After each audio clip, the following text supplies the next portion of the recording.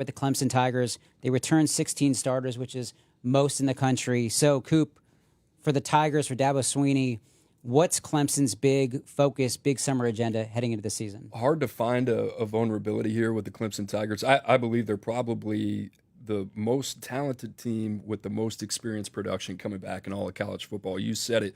But if you were going to find an area of vulnerability, probably be that running game, right? Because you think about Phil Maffa, he's gone. Your second leading rusher last year was your quarterback in Cade Klubnik, and he does that well. But who's going to be the guy to step up? You see the names there, Keith Adams along with Jay Haynes as well, Gideon Davidson, a young freshman that they're really, really excited about. Here's the thing. You got a 3-year starter in Cade Klubnik coming back for his third year. You got a very, very experienced offensive line as well. And this is the best receiving core that they have had since those national championship years. You think about Brian Wesco, TJ Moore, Antonio Williams. They are loaded everywhere, and especially on defense as well. But for me, if there's one area that I'm looking at for Garrett Riley and his offense, it's that running back spot. Yeah, Coop. You know what? I'm going to go on the other side of the field. I'm going to the defensive side. They have up front defensive line. There's no nitpicking there. Top 4 guys, everybody in the country might say I want all of them. But again, the depth is what I'm worried about. And it's not that they don't have enough players.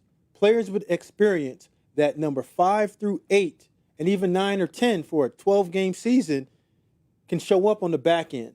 We saw last year the reason why Ohio State, in my opinion, went all the way and was physically ready to play in the last game and look more fresh than the other team that they were playing against because of the rotation on their defensive line. So can those young guys, the Mayos, Amari Adams, the Stephylin Green, Vic Burley, can those guys come on board this summer and say, you know what? We know what the front 4 guys are going to do, the top 4 guys. But us on the back end, when we get into the game, we're going to wreak as much havoc as those guys did so we can keep this thing rolling. So at the end of the year, we're all fresh, and we're making that run for the national championship. I'll follow up real quick. Good problem to have, right? Awesome. Just in terms of Absolutely. all those able bodies there. You talked about Amari Adams, a 5-star as well.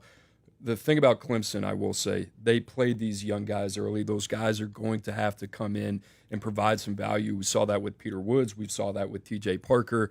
You know, who are going to be the next guys up? I think Amari Adams is going to be a name that a lot of people are going to know relatively soon. Just curious quickly, maybe even yes or no, Cade Klubnik, will he be a Heisman finalist at the end of the year? Finalists, yes, absolutely. Absolutely. Love it. Love it. No argument there. I think we're going to get him at the Elite 11, too, once again, as a counselor. So pretty excited to talk to him